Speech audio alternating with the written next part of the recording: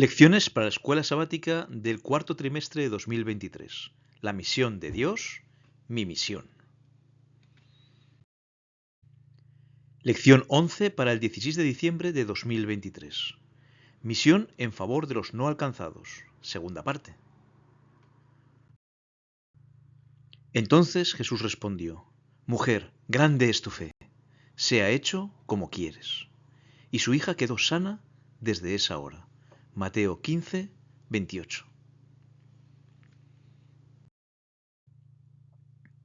Jesús veía a las multitudes como ovejas que no tienen pastor. Sentía compasión por ellas y veía la necesidad de que alguien las ayudase. Rogad pues al Señor de la mies, que envíe obreros a su mies. Tú y yo somos esos obreros. Nuestras ciudades están llenas de personas que no conocen lo que Jesús ha hecho por ellas. Muchos tienen ideas distorsionadas acerca de Dios o directamente lo rechazan. No lo saben, pero nos necesitan. Necesitan que alguien los lleve a los pies de Jesús. Somos llamados a ser una luz entre las gentes. Para ello, debemos amarlos, conocerlos, saber cómo se sienten, qué piensan, cuáles son sus aspiraciones y necesidades. Enfrentar desafíos, buscar al perdido, una obra inclusiva, salvar al perdido y ser una luz entre las gentes. Enfrentar desafíos. Estas, pues, son las naciones que dejó el Señor para probar con ellas a Israel, a todos aquellos que no habían conocido todas las guerras de Canaán. Al igual que hizo con el antiguo Israel, Dios nos ha hecho habitar en medio de nuestros enemigos. A diferencia de aquel tiempo, nuestra guerra no es física, sino espiritual. Nuestros enemigos no son personas a las que destruir, sino personas a las que salvar y ganar para Cristo. La guerra se hace especialmente intensa en las ciudades, donde enfrentamos multitud de desafíos. Un medio ambiente deteriorado, problemas de salud, nivel de vida elevado o excesivamente bajo, racismo, intolerancia, nacionalismo, restricciones a la libertad religiosa y de expresión, etc. Inevitablemente, debemos unirnos con aquellos a los que queremos ganar para Cristo, como lo hizo Salomón. Hiram, rey de Tiro, envió también sus siervos a Salomón, luego que oyó que lo habían ungido por rey en lugar de su padre, porque Hiram siempre había amado a David. Entonces Salomón envió a decir a Hiram: Tú sabes que mi padre David no pudo edificar casa al nombre del Señor su Dios, por las guerras que le rodearon, hasta que el Señor puso sus enemigos bajo las plantas de sus pies. Ahora el Señor mi Dios me ha dado paz en todas partes, pues ni hay adversarios ni mal que temer. Yo, por tanto, he determinado ahora edificar casa al nombre del Señor mi Dios, según lo que el Señor habló a David mi padre, diciendo: Tu hijo, a quien yo pondré en lugar tuyo en tu trono, él edificará casa a mi nombre. Manda pues ahora que me corten cedros del Líbano, y mis siervos estarán con los tuyos. Y yo te daré por tus siervos el salario que tú dijeres.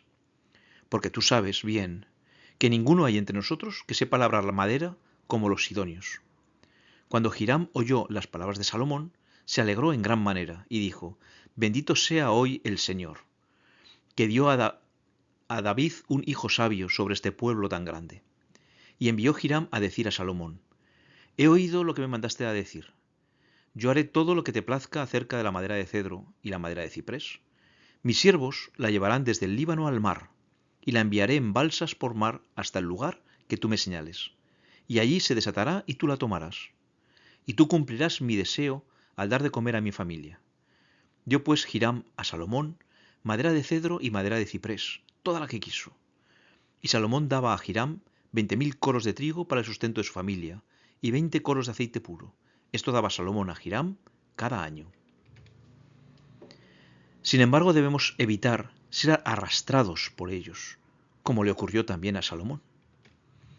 Pero el rey Salomón amó, además de la hija de Faraón, a muchas mujeres extranjeras, a las de Moab, a las de Amón, a las de Edom, a las de Sidón y a las Eteas. Y cuando Salomón era ya viejo, sus mujeres inclinaron su corazón tras dioses ajenos, y su corazón no era perfecto con el Señor su Dios, como el corazón de su padre David. Buscar al perdido, y al ver las multitudes, tuvo compasión de ellas, porque estaban desamparadas y dispersas, como ovejas que no tienen pastor. Indudablemente, Jesús se preocupa por cada persona en forma individual. Sin embargo, Él también se preocupa por las multitudes. Parte de la misión es, pues, alcanzar a las multitudes. ¿Y dónde están las multitudes? En las ciudades. En los núcleos urbanos que en ocasiones son ocupados por millones de personas, masas sin rostro, a las que debemos presentar al pastor de las ovejas. Jesús recorrió muchos lugares durante su ministerio. De esta forma, lo siguieron multitudes de Siria, Galilea, Decápolis, Jerusalén, Judea y Transjordania. Y recorrió Jesús toda Galilea, enseñando en las sinagogas de ellos y predicando el evangelio del reino, y sanando toda enfermedad y toda dolencia del pueblo. Y se difundió su fama por toda Siria, y le trajeron todos los que tenían dolencias, los afligidos por diversas enfermedades y tormentos, los endemoniados, lunáticos y paralíticos, y los sanó. Y le siguió mucha gente de Galilea, de Decápolis, de Jerusalén, de Judea y del otro lado del Jordán. Cuando ya era conocido en esos lugares, Jesús decidió ir a la región de Tiro y Sidón, a Fenicia, cuya cultura era totalmente distinta. Debido a su situación al lado del mar Mediterráneo, su principal medio de vida era el comercio marítimo. Por otra parte, sus ciudades estaban llenas de templos paganos. Una obra inclusiva. Y aquí una mujer cananea, que había salido de aquella región, clamaba diciéndole: Señor, hijo de David, ten misericordia de mí. Mi hija es gravemente atormentada por un demonio. Así nos plantea esta historia el apóstol Mateo. Y Marcos, el evangelista, nos dirá del mismo caso: la mujer era griega y sirofenicia de nación, y le rogaba que echase fuera de su hija al demonio. ¿En qué quedamos? ¿La mujer era cananea, griega o sirofenicia? En realidad era todo ello. Todo depende del punto de vista del narrador o de sus lectores. Mateo escribió su evangelio pensando en un público judío. Para los judíos esta mujer era cananea, es decir, pertenecía a los pueblos idólatras que debían ser expulsados de la tierra prometida, indignos, según ellos pensaban, de la salvación. Marcos, sin embargo, escribió su evangelio pensando en un público romano. Ellos usaban el término griega para calificarla, porque no era romana, igual que los judíos usaban el término gentil y los griegos el término bárbara. Por eso, Marcos especifica su nacionalidad: sirofenicia. Ambos evangelistas quisieron recalcar que la mujer era ajena al pueblo de Israel, para que comprendiesen por qué Jesús trató de esa forma a esta mujer antes de concederle su pedido. Todos debían comprender que el evangelio no es sólo para un grupo específico, sino que es inclusivo. Abarca a todas las personas en todas las naciones y grupos étnicos. Salvar al perdido. Pero Jesús no le respondió palabra. Entonces, acercándose sus discípulos, le rogaron diciendo: Despídela, pues da voces tras nosotros. En todos los núcleos urbanos hay grupos de personas con los que no nos sentimos inclinados a tratar. Tal vez sea por su religión, por su origen étnico, por sus costumbres. Tal vez sea por su propensión a la violencia o por su extrema pobreza. Desconocemos muchas cosas sobre la mujer que se presentó a Jesús, pero se encontraba entre el grupo de personas no tratables.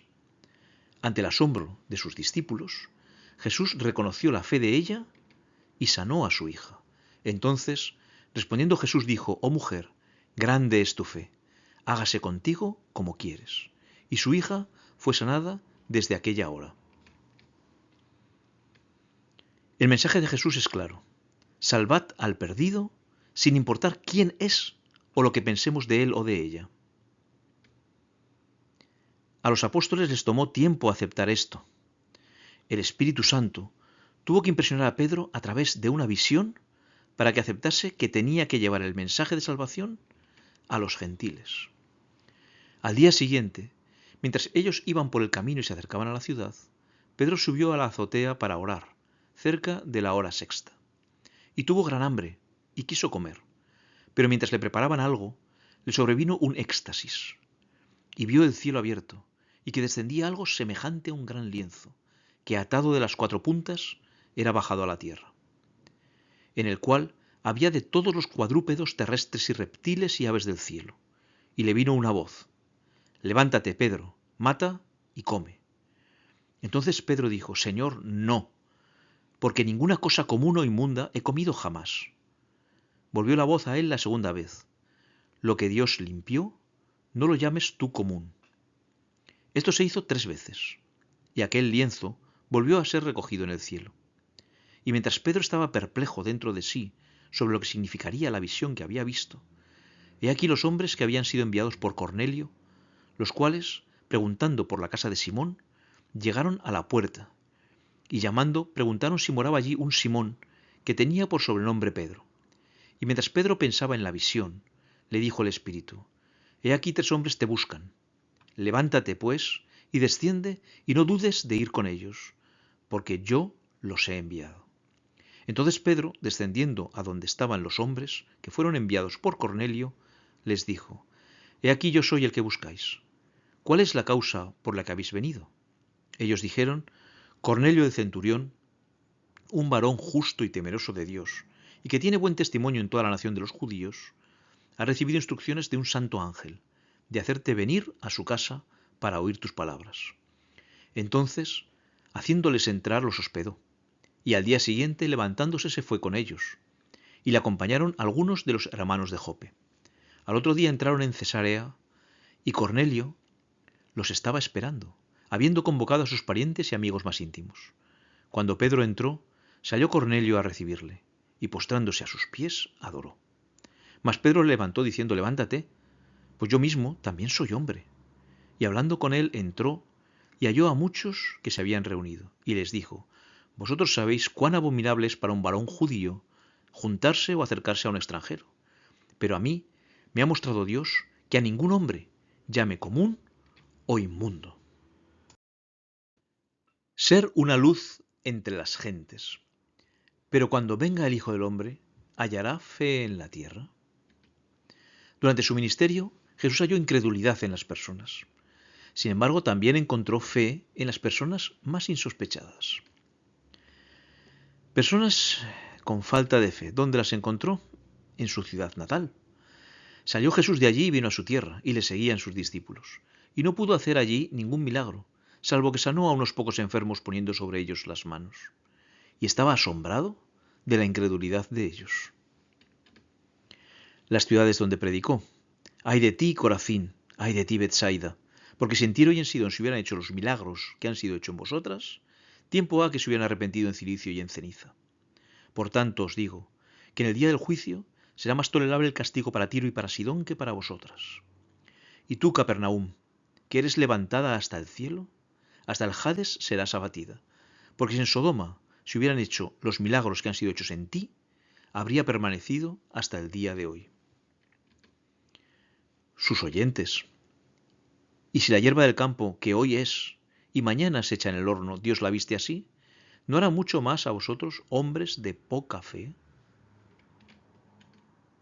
Sus propios apóstoles. Él les dijo: ¿Por qué teméis, hombres de poca fe? Entonces, levantándose, reprendió a los vientos y al mar, e hizo grande bonanza.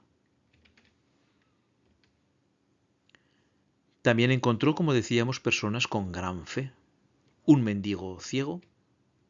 Entonces vinieron a Jericó, y al salir de Jericó, él y sus discípulos, y una gran multitud, Bartimeo el ciego, hijo de Timeo, estaba sentado junto al camino mendigando. Y Jesús le dijo: Vete, tu fe te ha salvado. Y enseguida recobró la vista y seguía a Jesús en el camino.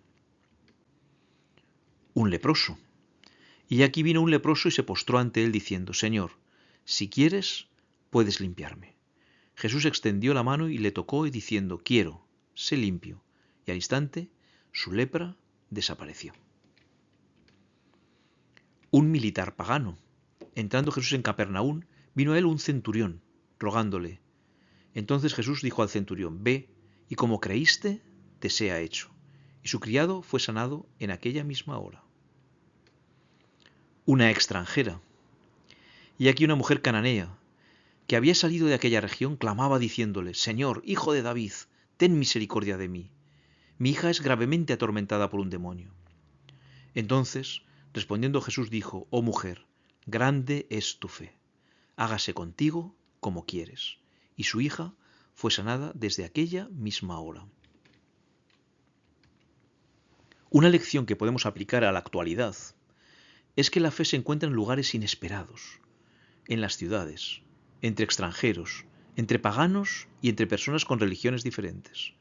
Con humildad, debemos ir a las ciudades como lo hizo Jesús, buscando a aquellos que, cuando se les presente la verdad, responderán con una fe salvífica en Jesús. Y por cierto, están allí afuera. Los terribles desastres que están cayendo sobre las grandes ciudades deberían despertarnos a una intensa actividad en la tarea de predicar el mensaje de advertencia a la gente que vive en esos congestionados centros urbanos, mientras todavía tenemos oportunidad de hacerlo. El tiempo más favorable para la presentación de nuestro mensaje en las ciudades ya ha pasado. El pecado y la maldad están aumentando rápidamente, y ahora tendremos que redimir el tiempo trabajando con mucho más fervor. El deber actual de los siervos de Dios es predicar la palabra en las ciudades. Cristo vino a la tierra desde las cortes celestiales para salvar a las almas, y nosotros, como encargados de distribuir su gracia, debemos impartir a los habitantes de las grandes ciudades un conocimiento de su verdad salvadora. Desafío semanal. Abre tu corazón en oración, pidiendo una mayor porción de fe con la cual compartir tu amor por aquellos que están cerca y lejos. Desafío avanzado.